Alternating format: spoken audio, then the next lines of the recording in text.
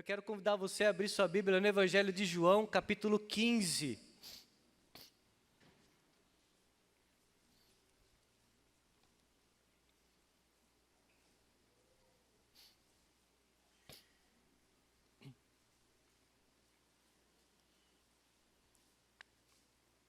Evangelho de João, capítulo 15. Na escola bíblica, ali na sala dos jovens, nós temos agora, nesse período estudado, o Evangelho de João. Já estamos finalizando os 4 evangelhos, né? E agora estamos no estudo do Evangelho de João. E vamos focar no 7 Eu Sou, que tem ali dentro do Evangelho, como destaque do Evangelho, né? E o capítulo 15 nos é apresentado o último Eu Sou, e nós vamos aí meditar um pouco. É um Evangelho, o texto que tem sido aí servido de estudo para mim, devocional também, e eu gostaria de compartilhar com os irmãos daquilo que o Senhor tem ministrado sobre o meu coração, sobre a minha vida, de algo que eu tenho vivenciado, e eu gostaria de compartilhar com os irmãos acerca dessa realidade, tendo em vista inclusive aquilo que nós temos como tema do ano, né, sobre os frutos do Espírito, ou sobre manifestarmos algum fruto. E nós vamos ver um pouco sobre o que Jesus está falando aqui, logo em seguida, mas dentro de tudo aquilo que o Senhor tem trabalhado já na nossa igreja. Evangelho de João, capítulo 15, eu vou ler apenas os 3 primeiros versículos, e no decorrer da mensagem, nós vamos lendo os textos que vão servir de base para a argumentação ali, né, para o que a gente vai meditar. Vamos lá então? João 15, os 3 primeiros versículos. Eu sou a videira verdadeira, e meu Pai é o agricultor. Todo ramo que, estando em mim, não der fruto, Ele o corta, e todo que dá fruto limpa, para que produza mais fruto ainda. Vós já estáis limpos, pela palavra que vos tenho falado. O 4 também. Permanecei em mim, e eu permanecerei em vós. Só até essa primeira parte. Vamos orar? Senhor, mais uma vez agradecemos ao Senhor por todo cuidado, bênção e agir do Senhor sobre as nossas vidas. Abençoe, ó Deus, esse tempo em torno da Tua Palavra, que esse meditar aqui, ó Pai, na Tua Palavra, seja algo que nós venhamos a sentir falta a cada dia, a cada momento das nossas vidas. Olhar a Tua Palavra, ler a Tua Palavra, ouvir a Tua Palavra, buscar ao Senhor na Tua Palavra, que nós venhamos a ter essa sede, esse desejo. E venhamos, ó Pai, a cada vez que nos encontrarmos com a Tua Palavra, sermos ministrados pelo Senhor através do Teu Santo Espírito. Como nós oramos e pedimos aqui agora para o Senhor. Oramos assim no nome de Cristo Jesus. Amém e amém. Meus irmãos, certa vez um jovem, e essa história ela não é de um jovem específico, mas ela pode ser, como eu já fui arguido, perguntado, né, por muitos jovens em crise, por não saber o que Jesus quer para a vida dele, ou para a vida dela. Essa história não é a história de um jovem específico, como eu falei, mas de muitos que vêm muitas vezes perguntar, ou até mesmo falar, o que eu tenho que fazer, qual é o objetivo.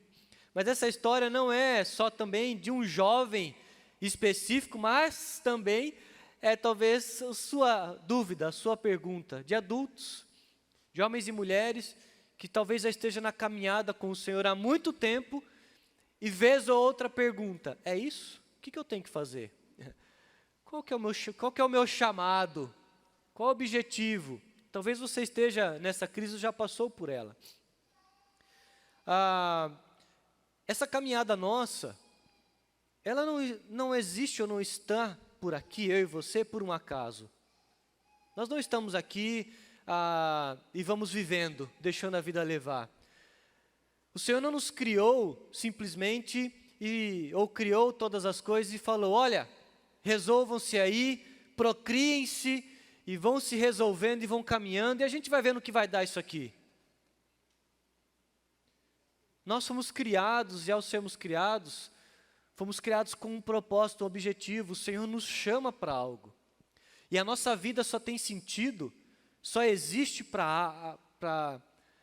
algum motivo, se é feito de fato para aquilo que o nosso Criador nos criou. Não para aquilo que eu e você achamos que devemos fazer, ou muitas vezes entramos nessas crises e falamos, o que eu tenho que fazer? Para onde eu tenho que ir? O Senhor Jesus está aqui em um momento em que Ele vai chamar a atenção dos seus discípulos. Nós lemos apenas alguns versículos, vamos ler, se possível, todo o capítulo aqui. Mas Jesus está chamando os seus discípulos para algo que Ele falou, olha, vocês foram chamados para isso, preste atenção, para que vocês não se percam na caminhada de vocês, para que vocês, em vez ou outra, venham a entrar em crise e falar, o que eu tenho que fazer? Para onde eu tenho que ir? Qual o objetivo da minha vida? Por que Jesus me chamou? Por que eu estou fazendo isso que eu estou fazendo? Jesus me colocou aqui. Ele colocou eu para quê? O porquê que eu estou aqui? Qual o motivo? O Senhor está chamando a atenção dos seus discípulos aqui, para orientar os discípulos dele. Olha o versículo 8. Nisto é glorificado meu Pai, em que deis muito fruto, e assim vos tornareis meus discípulos. Qual é a condicional de se tornar discípulo de Jesus aqui? Em que dê fruto, e isso vai glorificar ao Pai. É o propósito das nossas vidas.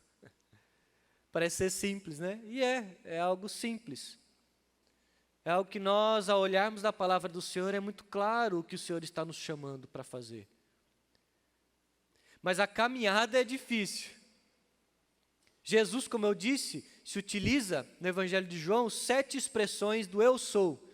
Eu sou o pão da vida, eu sou a luz do mundo, eu sou a porta das ovelhas, eu sou o bom pastor, eu sou a ressurreição e a vida, eu sou o caminho, a verdade e a vida, e eu sou a videira verdadeira. Esse texto que nós lemos é o fechamento dos 7 eu sou.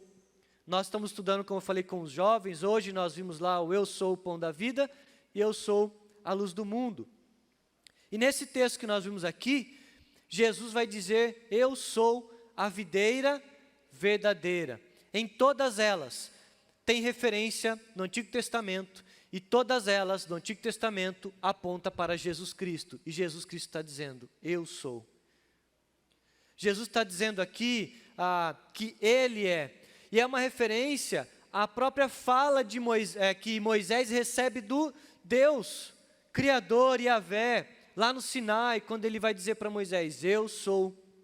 Jesus está dizendo, eu sou, fazendo uma referência à sua ligação com o Pai. Como ele faz no Evangelho de João, no capítulo 15, no capítulo 14, em todo o Evangelho, eu sou um com o Pai. Quem quer ver o Pai, veja a mim. O Pai me fala, eu falo a vocês. Ouçam o que eu estou dizendo. Há uma ligação aqui, onde Jesus está dizendo, ele está falando, eu sou um com o Pai. Vocês devem me ouvir e ver. Ele está dizendo que Ele é Deus. E Ele vai usar uma expressão que é a videira verdadeira. Israel, voltando ao Antigo Testamento, como eu falei, Israel é chamado assim de videira ou vinha, né?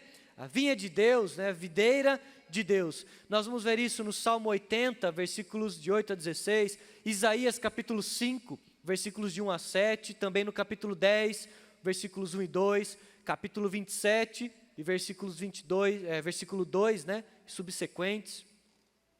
Jeremias, capítulo 2, versículo 21, e outros textos, Ezequiel, capítulo 15, versículos de 1 a 5. Nós vamos ver várias vezes Israel, povo de Deus, Antigo Testamento, sendo chamado de videira, a videira de Deus, a vinha. Porém, todas as vezes que foi usada essa expressão para apresentar Israel como essa videira, Israel, né, o povo de Deus, está sendo julgado exatamente pelo fracasso de não dar bom fruto, todas as vezes usado. E Jesus vem aqui e diz, eu sou a videira.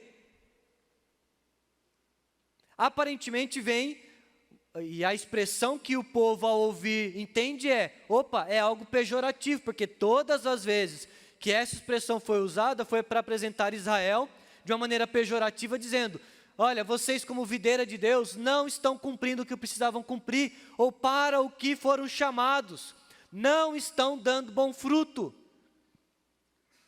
Todas as vezes que os profetas se utilizaram dessa expressão, foi para dizer, vocês são a vinha, videira de Deus, mas não estão dando bom fruto. E Jesus chega e fala, eu sou a videira. Mas olha só, há um acréscimo, há uma expressão aqui que vem em seguida, é a videira verdadeira.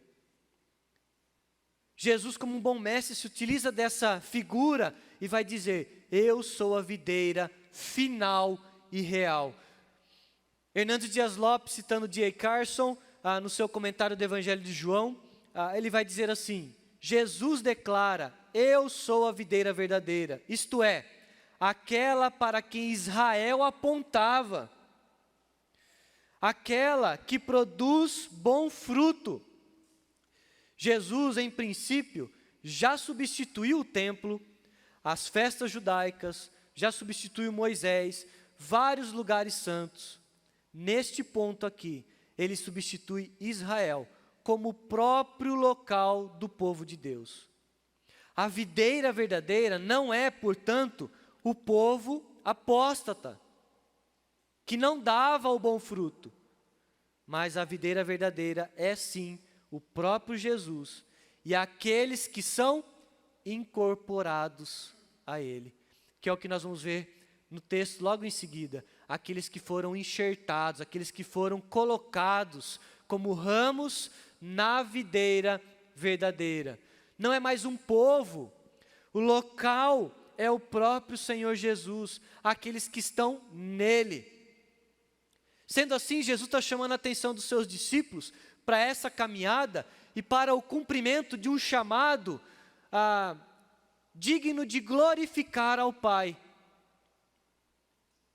E qual é esse chamado que Jesus está apresentando para os seus discípulos e dizendo, olha, lá o eu sou, que Deus se revela para Moisés, eu sou. E ao se revelar, ele não está falando ali de um povo, de um local específico, mas eles estavam apontando para mim, eu sou a videira verdadeira. E aqueles que estão ligados em mim, vão manifestar e vão cumprir um chamado que eu estou dando para vocês, que vai glorificar ao Pai. Qual é esse chamado? Nós vamos ver aqui no capítulo 15. Dos versículos de 1 a 11, nós vamos ver esse texto, o capítulo 15 todo, ele divide em 3 partes. E a primeira parte que é dividida, vai do versículo 1 até o versículo 11, que é quando Jesus vai discorrer acerca da videira e da relação que há dentro dessa videira com o agricultor e com os seus discípulos. Então, o primeiro chamado de Jesus para a minha vida, para a sua vida, para a nossa caminhada, é um chamado para nos relacionarmos com Ele, para estarmos nele. Olha os versículos de 1 a 11, diz o seguinte, eu sou a videira verdadeira, meu pai é agricultor, e todo ramo que estando em mim não der fruto, ele o corta, e todo que dá fruto limpa, para que produza mais frutos ainda. Vós já estáis limpos pela palavra que vos tenho falado. Permanecei em mim, e eu permanecerei em vós. Como não pode o ramo produzir fruto de si mesmo, se não permanecer na videira, assim nem vós podeis assim nem vós o podeis dar, se não permanecerdes em mim. Eu sou a videira, vós os ramos.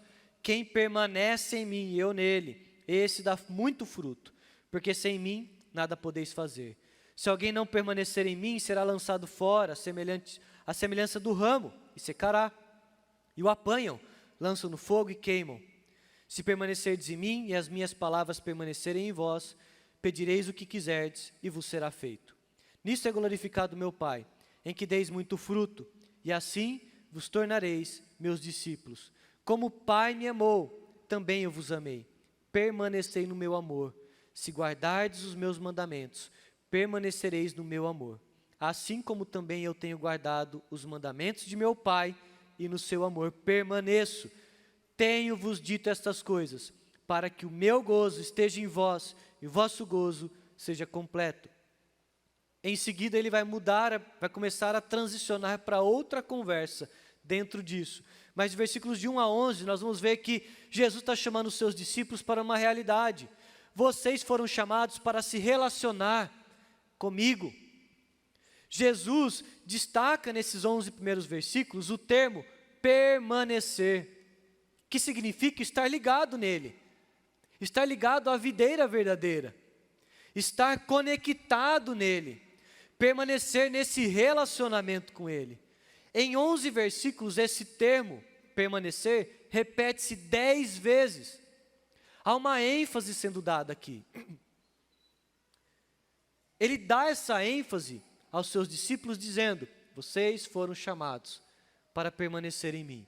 Vocês foram chamados para permanecer em mim. Vocês foram chamados para permanecer em mim.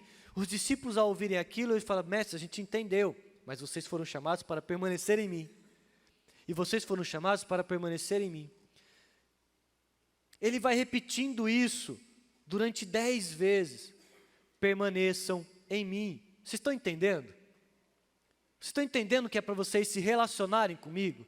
Vocês estão entendendo que antes de vocês fazerem qualquer coisa, vocês precisam estar em um relacionamento comigo? Vocês estão entendendo que eu não chamei vocês para fazerem coisas, para vocês irem e fazendo, e vamos resolver, e vamos para... Vocês foram chamados para se relacionar comigo? Ele vai dar a ênfase para os seus discípulos, para que eles entendam que na caminhada da vida deles, a vida que eles estão agora sendo chamados, é primeiramente para se relacionar com Jesus. Ele vai fazer isso, ele vai chamar a atenção para algumas formas, como isso vai ser desenvolvido. E nos versículos de 2 a 3, ele vai falar do permanecer frutificando. O fruto aqui é destacado como uma virtude espiritual.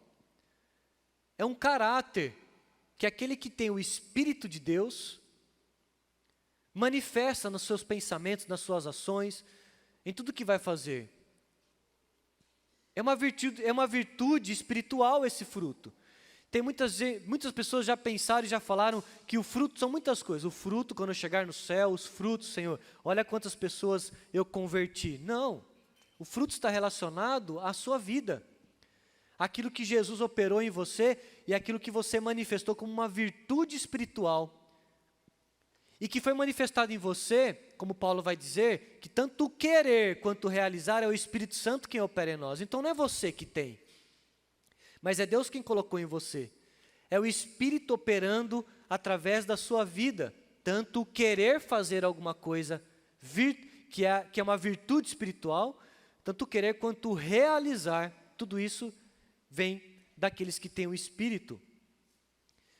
E o que ele vai dizer é: vocês já foram limpos pela palavra, já estão dando algum fruto, mas vocês vão ser mais limpos para que deem mais fruto. Ou seja, ele está dizendo que o que nós damos agora e mostramos agora, como virtude, que é do Espírito, não é o suficiente. Assim como a vinha, que com a sujeira nas folhas, com muitas folhas ou muitos ramos, quando começa a encher demais, o agricultor vem e ele começa a limpar as folhas, a limpar os ramos, que está dando um pouquinho de fruto, mas ele fala, não é o suficiente, precisa dar mais. Ele faz isso com cuidado, através da palavra. O que Jesus está dizendo é, vocês já estão dando um pouco de fruto, mas o processo da santificação, que vem através da palavra de Deus, vai fazer você gerar mais fruto. O que é esse fruto? As virtudes do Espírito em nós. O caráter de Cristo sendo moldado e nos fazendo manifestar o amor, a alegria, a paz, longanimidade, benignidade, bondade, fidelidade, mansidão, domínio próprio. É o Senhor operando nas nossas vidas e colocando essa marca e dizendo, está vendo isso? Isso é fruto do Espírito, isso não é fruto seu. Isso é fruto do Espírito, é o Espírito Santo operando na sua vida. Isso é uma marca de quem é discípulo de Cristo e foi chamado pelo Senhor. É o processo de transformação e santificação na nossa vida. Você foi chamado para o Senhor? Se você foi chamado pelo Senhor, o Espírito do Senhor habita em você. E se Ele habita em você, você manifesta o fruto. Você manifesta virtudes espirituais. Se você não manifesta, a sua oração a partir de agora é: Senhor, me limpe pela Tua palavra, para que eu produza mais fruto. Está sem domínio próprio, irmão? Vai para a palavra. Seja limpo por ela. Não está conseguindo manifestar mansidão, não está conseguindo ter paz ou manifestar a paz, palavra. Não está conseguindo manifestar as virtudes que vêm do Espírito do Senhor. É necessário uma caminhada de um processo de santificação com o Senhor. Que é o que ele vai dizer no versículo 7a, sobre permanecer na palavra dele. Na primeira parte do versículo 7. Tudo o que pensamos, falamos, todas as nossas ações devem estar de acordo com a palavra. É o que ele está dizendo. A palavra vai nos limpando e vai nos purificando e vai tirando de nós as folhas desnecessárias para que o sol chegue, para que deem mais frutos. Limpa as folhas para que, tirando a sujeira, a folha consiga absorver mais o sol, mais os nutrientes, e ela consiga produzir mais fruto. Limpe os ramos. Jesus está dizendo que a palavra vai nos tratando e nos purificando, vai mudando a nossa vida, o nosso caráter, as nossas virtudes, nossa virtude espiritual.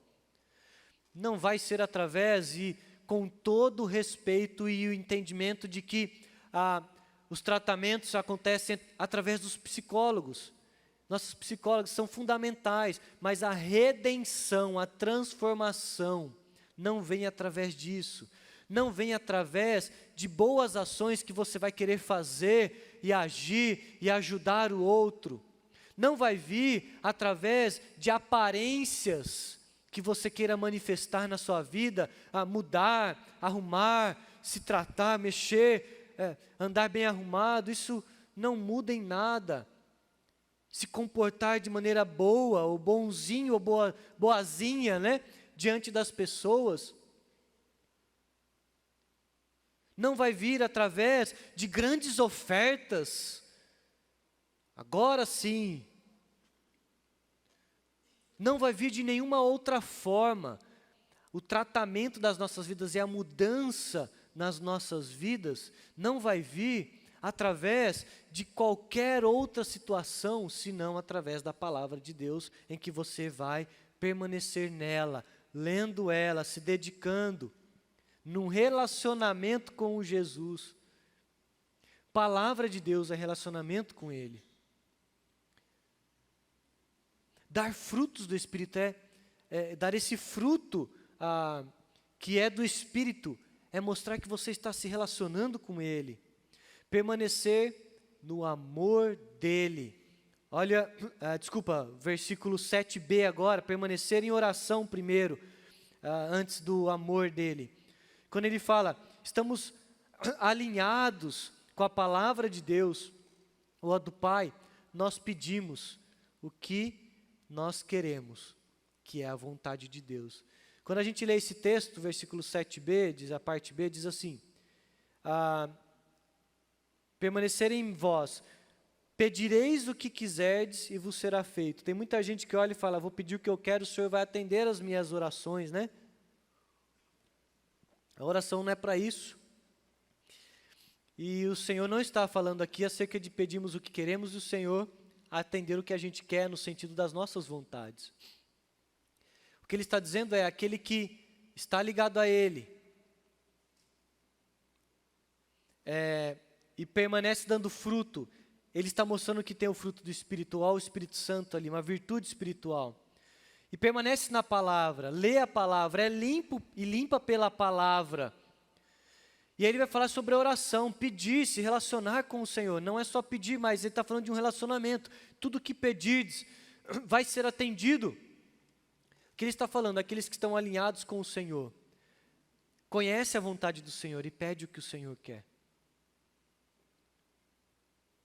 E eu estava meditando esses dias sobre isso, e algo que o Senhor falou muito ao coração é que, ao olharmos para esse texto, se olharmos com uma atitude egoísta, nós vamos olhar dizendo, tudo que eu pedir o Senhor vai atender, então eu vou pedir esse carro, eu vou pedir que o Senhor me mude a questão do meu trabalho, porque eu preciso crescer na empresa, o Senhor vai me dar essa porta vou passar na faculdade, o Senhor vai me dar aquela mulher, aquele marido, aquela esposa, o Senhor vai me dar essas condições, o Senhor vai dar, tem gente que fala, peça e peça até a cor das coisas que você quer, dê detalhes, né, para que o Senhor, ok, não tem problema, mas não é isso que o Senhor está falando.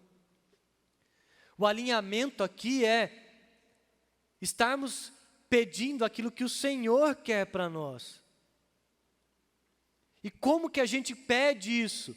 Conhecendo a vontade dEle. Eu já pedi muitas coisas para o Senhor. Eu já orei pedindo muitas coisas para o Senhor de maneira fútil e egoísta, dessa forma como eu falei para vocês. O Senhor não atendeu todas. Uma ou outra, e foi bênção. Senhor, gostaria muito disso. O Senhor abençoou, deu. Coisas que eram para mim, para a minha vida, para a minha pessoa, para que eu desfrutasse. Mas foi, teve, passou. Mas a partir do momento que eu entendi, e hoje fazendo sentido, muitas orações que eu fiz, pedindo para o Senhor, estando alinhado com aquilo que Ele quer, elas não passaram, elas permanecem na minha vida e as coisas continuam reverberando na minha vida até hoje. Muitas coisas que eu pedi, Senhor, é só isso? Essa foi uma das minhas orações, a oração mais perigosa que eu fiz e até hoje eu recebo muitos chacoalhares de Deus. Senhor, é só isso? Eu quero mais.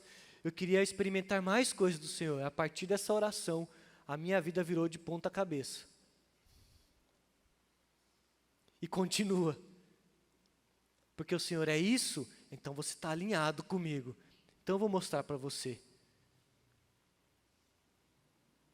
É isso que o Senhor tem trabalhado no meu coração. Muitas coisas que eu pedi relacionado, Senhor, me ajude, eu queria ser bênção hoje. Muitas vezes eu orei isso de manhã, tenho tentado manter esse hábito. Senhor, eu quero ser bênção hoje e ajudar, abençoar alguém. Não só ser abençoado, mas abençoar alguém. E sabe o que acontece? Pessoas que precisam de algo aparecem. É o Senhor querendo usar as nossas vidas para fazermos algo e manifestarmos virtudes espirituais na vida de outras pessoas. Mas sabe o que vai ter que acontecer? Você vai ter que fazer alguma coisa, você vai ter que sair, você vai ter que dar do seu bolso, você vai ter que ir para lugares, você vai ter que sair. Não vai ser confortável.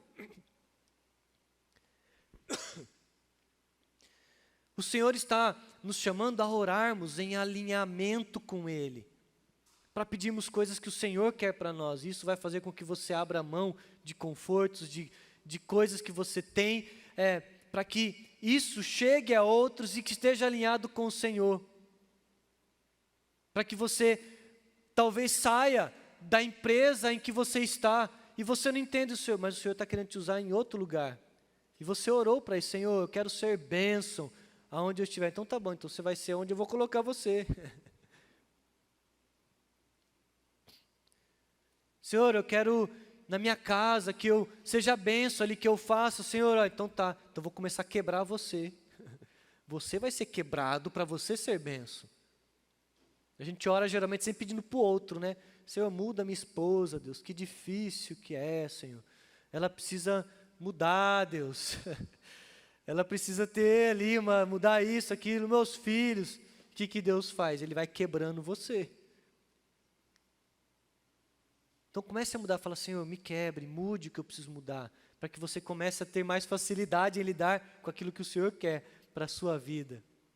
É o chamado do Senhor para se relacionar com Ele da maneira correta. Como que é isso? Palavra, oração. Manifestando isso. E Ele vai dizer, mais um permanecer no amor dEle. Versículos de 9 a 10. O amor é a marca de todo cristão. Por quê? Porque foi amado. porque recebeu de um amor verdadeiro, que não é um amor da porneia, não é amor de satisfação sexual, não é amor de satisfação das emoções pessoais que você tem, dos seus sentimentos só. Não é uma emoção, um sentimento, o amor que você recebeu, não é o amor de algo fútil. Não é o amor que passa. Não é o amor dos seus desejos e vontades, dos seus gostos.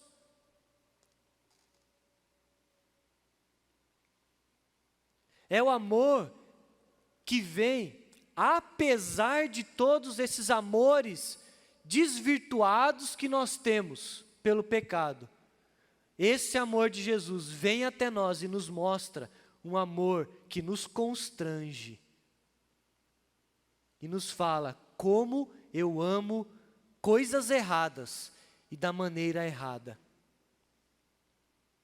Como eu amo fugir da vontade de Deus e das coisas que Ele quer que eu faça.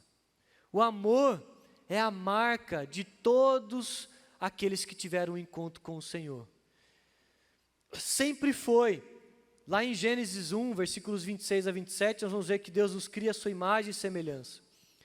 E o capítulo 3, versículos de 8 a 10, diz que quando eles pecaram, Deus chega até lá para se relacionar com Adão e Eva, para ter uma conversa com eles, porque os ama. E quando chega lá, ao ouvirem a voz do Senhor, na viração do dia, eles se escondem e fogem do Senhor. Deuteronômio 11, versículo 13, quando vai se falar relembrar acerca da lei do Senhor, antes da lei, a fala que vem é: se diligentemente obedecerdes aos meus mandamentos, que hoje vos ordeno de amar o Senhor, vosso Deus, e de o servir de todo o vosso coração, de toda a vossa alma. Antes de entrar a lei, vem: se vocês obedecerem assim, de amar o Senhor, vosso Deus, de vos servir de todo o coração, de toda a vossa alma. O amor vem antes de qualquer coisa que vamos fazer. E Jesus está chamando os seus discípulos para isso. Permaneçam no meu amor. Eu os amo. Não pelo que vocês estão fazendo. Eu os amo apesar do que vocês estão fazendo. O Senhor nos amou enquanto estávamos mortos em nossos pecados e delitos. E essa é a base do relacionamento que Ele está trazendo para os seus discípulos. Eu os amo. Me amem, se relacionem comigo, me busquem, leiam a minha palavra para que sejam limpos, orem pedindo coisas que estejam alinhados àquilo que eu tenho para vocês, não para satisfação de vontades pessoais, de gostos e satisfações, mas veja o que eu quero para vocês, porque eu os amo. Se relacionem comigo manifestando essas virtudes espirituais, da bondade, do amor, da longanimidade. Eu não estou manifestando isso, então tem uma coisa errada. Vá buscar ao Senhor e no relacionamento com o Senhor. Antes de fazermos qualquer coisa, de você ter uma faculdade, de você ter uma família, de você ter uma casa, de você ter uma formação, de você ter qualquer coisa, você foi chamado para se relacionar com o Senhor Jesus. Você foi enxertado nele, você foi ligado à videira verdadeira. O chamado nosso é estarmos nele, permanecermos nele. E essa permanência nele nos faz dar um passo seguinte para um outro relacionamento, que é o relacionamento com o próximo. Versículos de 12 a 17 diz o seguinte: o meu mandamento é este, ó a virada, era estar ligado à videira, ao pai agricultor, caminhar com Jesus. No 12 é uma virada. O meu mandamento é este, que vos ameis uns aos outros, assim como eu vos amei. Ninguém tem maior amor do que este, de dar a alguém a própria vida em favor de seus amigos. Vós sois meus amigos, se fazeis o que eu vos mando. Já não vos chamo servos, porque o servo não sabe o que faz o seu senhor. Mas tenho-vos chamado amigos, porque tudo quanto ouvi do meu Pai vos tenho dado a conhecer. Não fostes vós que me escolhestes a mim, pelo contrário, eu vos escolhi a vós outros, e vos designei para que vades e deis fruto, e vosso fruto permaneça, a fim de que tudo quanto pedirdes a meu Pai em meu nome, Ele vô-lo conceda. Isto vos mando, que vos ameis uns aos outros.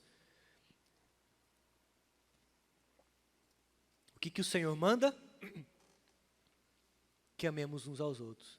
Fomos amados e devemos amar a Ele. Fomos amados por Ele, devemos caminhar em amor e relacionamento com Ele, permanecer nele. Esse é o seu chamado. Esquenta a cabeça aonde você vai trabalhar, aonde você vai estudar, o que você vai estudar. Se você ama o Senhor e se relaciona com Ele, Ele vai te conduzir para todas essas áreas que você tem preocupação.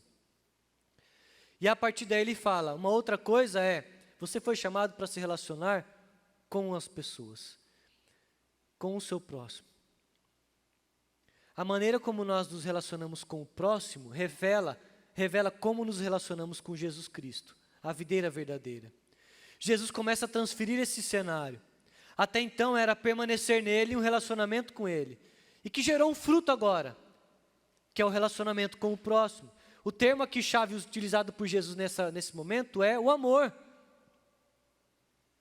E ele utiliza 4 vezes em 6 versículos. A ênfase aqui é a comunhão.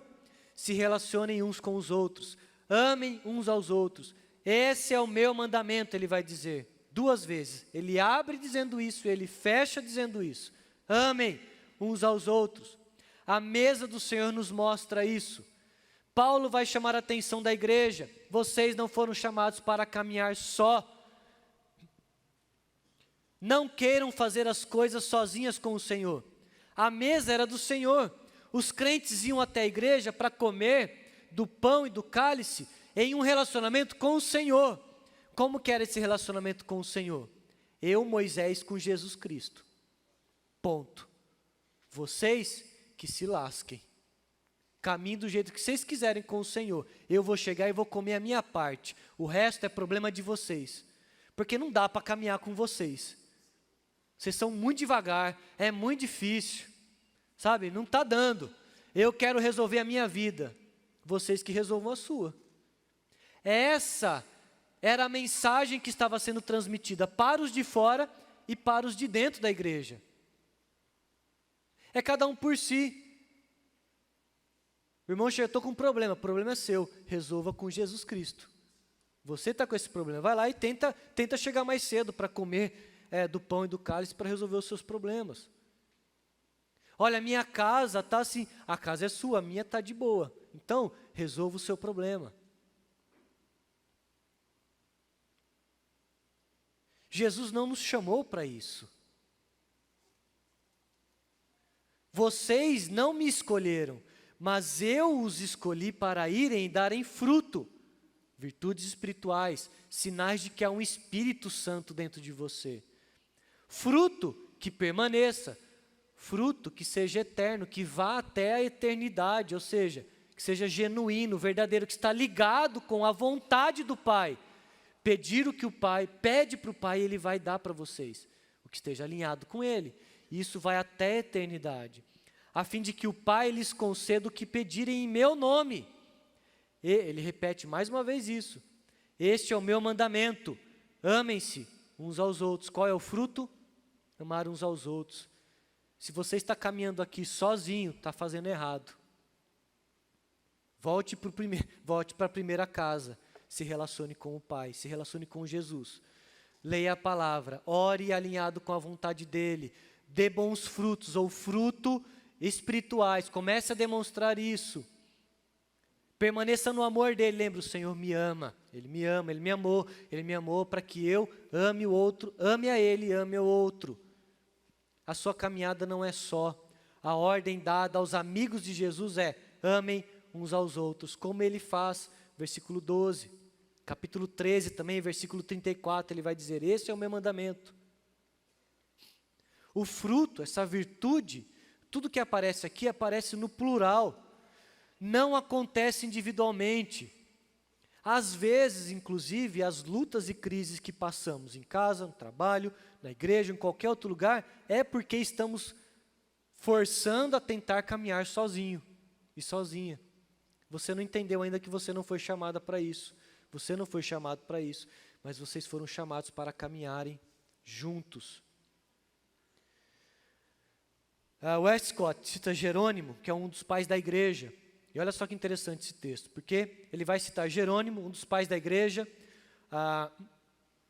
no começo da igreja, né, após a igreja primitiva, dos primeiros séculos ali. Jerônimo vai ser esse pai da igreja, um dos bispos, que vai liderar e pastorear a igreja do Senhor. E ele vai dizer assim, que João que escreveu o Evangelho, ele foi um dos últimos, ou foi o último apóstolo a morrer. Todos os outros já haviam sido martirizados, mortos. Paulo, inclusive, já havia sido decapitado, os outros discípulos mortos, todos perseguidos pelo nome, por causa de Jesus Cristo. E João havia sido preso na ilha de Pátimos, depois liberto, no fim da sua vida, e ele vai escrever o Evangelho dentre 80 a 93 ali, depois de Cristo, no finalzinho, o Evangelho tardio, assim como as suas cartas também. E ao escrever, ele vai trazer essa informação, e Westcott, citando Jerônimo, vai dizer que Jerônimo relata como foi o final da vida de João. E ele vai dizer que muito velho, de idade, já bem debilitado, ele está em Éfeso, pastoreava a igreja lá, e ele era carregado pelos seus discípulos, a quem ele discipulava no Evangelho de Jesus, ele era carregado até a igreja, quando ele ia. E ele dizia poucas coisas, não conseguia dizer quase nada, dizia muito pouca coisa. E das poucas coisas que ele dizia, Jerônimo vai dizer o seguinte, ele vivia repetindo, filhinhos, amai-vos uns aos outros. Com muita dificuldade. E repetidamente, as poucas palavras que ele conseguia dizer era para a igreja, filhinhos, amai-vos uns aos outros. Filhinhos, amai-vos uns aos outros. Os discípulos dele, cansados de ouvir sempre a mesma coisa, perguntam, mestre, por que sempre você fala isso? Por que sempre diz isso? Ele vai dizer, é o mandamento do Senhor. Essa foi a sua digna resposta. E se apenas isto for feito, será o suficiente. Amem uns aos outros, caminhem em relacionamento com a igreja. Pô, pastor, mas é difícil. Mas se a gente não entender isso, a gente vai fazer igual a igreja de Corinto e vai comer da mesa do Senhor sozinho. E o que Paulo vai dizer? Está tudo errado. O Senhor não nos chamou para isso.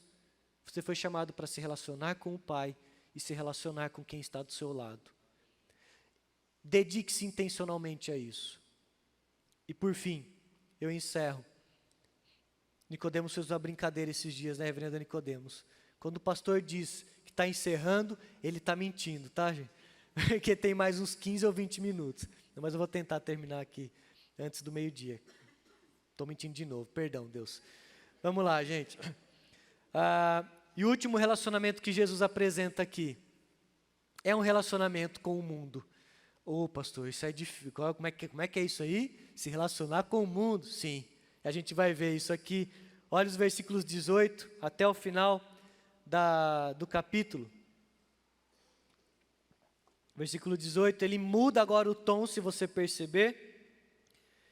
Ele vai dizer no versículo 17, isso eu vos mando, que ameis uns aos outros. Ele está falando aos discípulos ali. Agora ele diz, se o mundo, agora ele muda do amor para o ódio. Se o mundo vos odeia, sabei que primeiro do que a vós outros, me odiou a mim. Se vós fosseis do mundo, o mundo amaria o que era seu. Então estava de boa. Como todavia não sois do mundo, pelo contrário, dele vos escolhi. Por isso o mundo vos odeia. Ele nos chamou para quê? Para nos relacionarmos com o mundo num relacionamento de ódio. Não de odiarmos ao mundo, nesse sentido das pessoas, tá? A gente vai entender depois. Mas o relacionamento que nós somos chamados agora, por fim, como consequência desses dois primeiros chamados, é de que o mundo vai nos odiar. E ele vai continuar aqui, e a gente vai vendo depois, tá? Para dar tempo.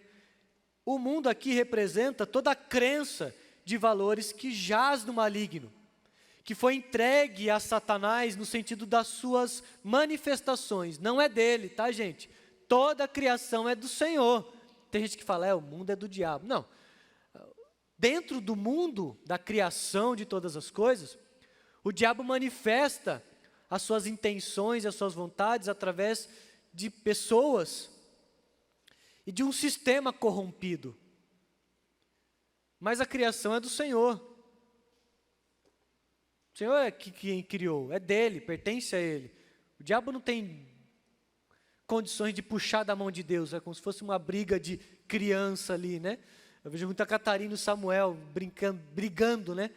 Os dois já tretam, mesmo com esse 1 ano de idade, já estão tretando. Fica puxando brinquedo ali. Não, isso é coisa nossa aqui. Do dono da bola, né? Que pega a bola e vai embora. Que puxa o brinquedo da mão do outro. O diabo não tem esse poder. E o mundo aqui representa esse sistema caído, encharcado pelo pecado, contrários, diametralmente opostos a Deus e o seu reino, a esses princípios do reino de Deus. E o termo aqui é odiar. São 10 versículos e 7 vezes aparece o termo odiar. Qual que é a ênfase? Seremos perseguidos. Vai ser perseguido, Tarek. Já sabe disso, né? Já experimenta isso. Vai ser perseguido, Luiz. Seremos perseguidos. Esse é o relacionamento nosso com o mundo. Nós estamos vendo uma promessa de Jesus aqui. Do quê? De que fomos chamados para sermos odiados pelo mundo. E se você não está sendo odiado pelo mundo, você está fazendo algo errado. Porque se você não está sendo odiado, mas amado pelo mundo, então você é dele. É isso que Jesus fala. Mas eu chamei vocês, porque eu amo vocês, e vocês devem me amar. Relacionem-se comigo. E a partir daí vocês devem amar aos outros, servir, caminhar com os outros em comunidade. Você pode ter todo o dinheiro, ter toda a capacidade intelectual, ter tudo o que precisa, mas você não pode viver sozinho. Você vai precisar sair do seu castelo para abraçar pessoas e caminhar junto com pessoas. E ao fazer isso, ele fala, e por conta disso, eu sou odiado. E porque eu sou odiado, eu sou o mestre de vocês, eu sou o Senhor, eu chamo vocês para caminharem comigo igual a mim. Vocês também vão ser odiados, porque antes eu fui odiado. Meus irmãos, Jesus está dizendo aqui, não que você foi odiado porque você é você. Você está sendo odiado porque Jesus manifesta através da sua vida. Roma era tolerante com os seus súditos, inclusive com liberdade religiosa, desde que queimassem incenso e adorassem ao imperador. Podem fazer o que vocês quiserem, adorar quantos deuses vocês quiserem. Olha, dentro da liberdade de Roma, tá, gente? Não é também um negócio assim, de maravilhas, mas tinha liberdade, os súditos eram escravos. Desde que vocês queimem incenso e adorem ao imperador como Senhor. Os cristãos não faziam isso. Eles, além de não fazerem, declaravam que só Jesus era Senhor. E só Ele deveria ser adorado. Aí começa a treta. Aí começa a perseguição. Jesus já recebeu um pouco disso. Inclusive da liderança religiosa dos judeus. E quando a gente vê aqui, todos os apóstolos haviam sido martirizados, mortos, como eu falei. Era uma realidade para eles quando esse evangelho é recebido. E eles falam, nós sabemos disso. Então ele está escrevendo uma marca do discípulo. O mundo está te odiando? Tá. Então está fazendo certo. Está te odiando por causa do nome de Jesus? Sim. Está fazendo certo. Está te odiando por causa de você? Então você é chato só. Só isso. Porque a perseguição aqui não é contra mim, contra você, mas é contra Jesus Cristo e o nome que nós professamos. Estou na empresa, pastor, estão me perseguindo na empresa lá. As pessoas já ouviram de Jesus Cristo, da sua boca, lá no trabalho. Você tem manifestado princípios do reino de Deus e a perseguição está ligada porque você falou assim, eu não vou fazer isso que vocês estão pedindo, porque ofende ao meu Senhor, é pecado. Não, não foi por causa disso. Então você é um chatão da empresa lá, você é alguém que é inconveniente lá. Você é uma pessoa que é chata mesmo. Jesus está dizendo, vocês vão ser odiados pelo meu nome. Eu fui e vocês serão pelo meu nome. O ódio que nós recebemos do mundo aqui é a perseguição. É por professar o nome de Jesus e amar a Ele, obedecer a Ele, cumprir a ordem dEle, porque fomos limpos pela palavra, porque amamos a Ele, estamos ligados a Ele.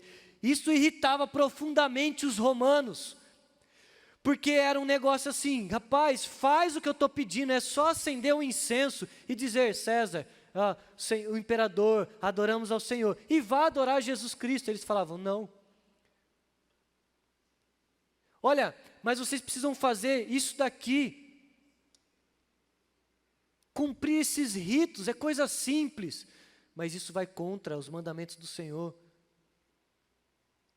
Gente, só faz isso. Não, não fazemos. Eles ficavam loucos com isso. Por quê? Porque nós seguimos a Jesus e não ao imperador. Vocês vão morrer. Ok. Aí eles subiam o morro. Aí eles ficavam mais nervosos.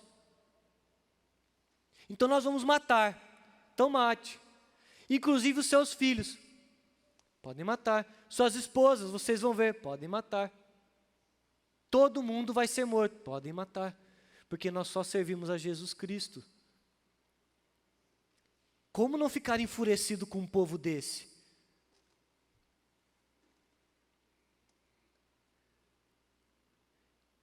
E eu encerro agora, caminho para o final.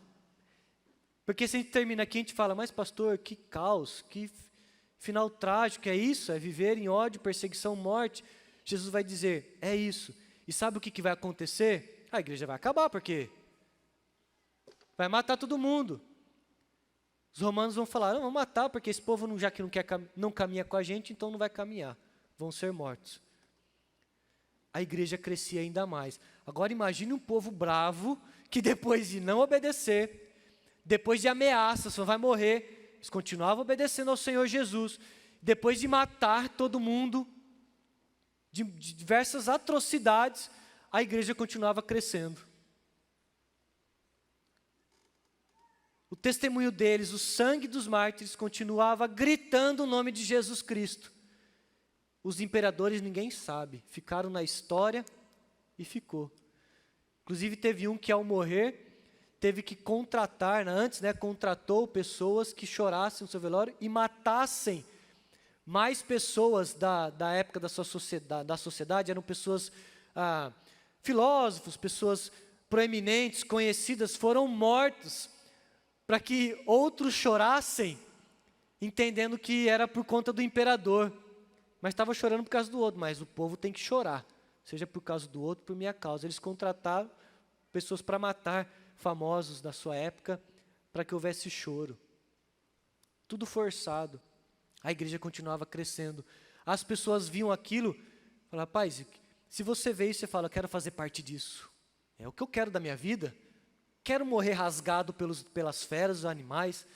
Quero que me cubra com peles de animais e jogue aos animais ferozes, para eu ser devorado e ver o animal me devorar e rasgar vivo, comendo as minhas entranhas, como diz meu tio, falou uma vez, comendo as minhas estranhas e devorando.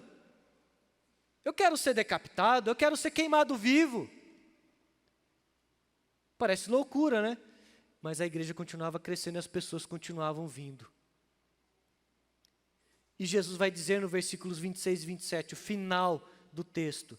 Quando, porém, vier o Consolador, que eu vos enviarei da parte do Pai, o Espírito da verdade, que dele procede, esse dará testemunho de mim. E vós também testemunhareis, porque estáis comigo desde o princípio.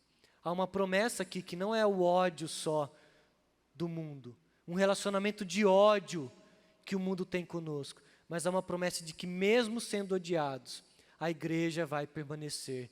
Mesmo sendo odiados, Ele vai usar as nossas vidas para darmos testemunho através do Espírito Santo. Mesmo sendo perseguidos e odiados, serviremos como testemunhos do Senhor, vivos ou mortos.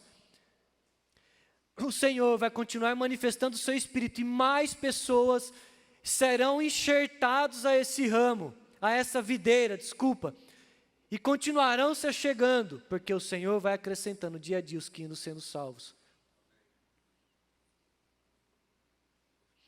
O Consolador está aqui e Ele cuida, agora, na hora da nossa morte e para toda a eternidade.